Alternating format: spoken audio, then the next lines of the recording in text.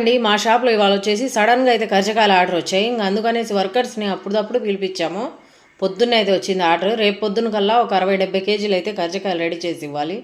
ఇది సారే కోసం. ఇది ఆడపిల్ల పెళ్ళి అయ్యాక సారే తీసుకెళ్ళిద్ది కదా తాంబూలం, అప్పుడైతే ఇచ్చి పంపిస్తారు. ఇది వాళ్ళు అనుకోలేదంట, సడన్గా అయితే చెప్పారు. ఇంకా చెప్పాకైతే తప్పదు కదా, చేపియాల్సిందే.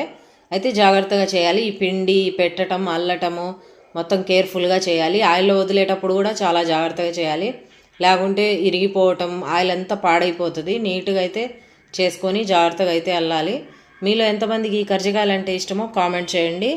మా వర్కర్స్ అయితే ఈ కర్జికాయలు చేయడంలో బిజీగా ఉన్నారు. ముగ్గురినైతే పెట్టి ఈ కర్జికాయలు అయితే చేపిస్తున్నాము. ఇది ఒకరితో అయ్యే పని కాదు. అదే బాదుషాలు అవి అనుకోండి, తొందరగా అయితే ఎన్ని కేజీలైనా చేసి ఇవ్వచ్చు. ఈ పని కొద్దిగా రిస్క్ అన్నమాట.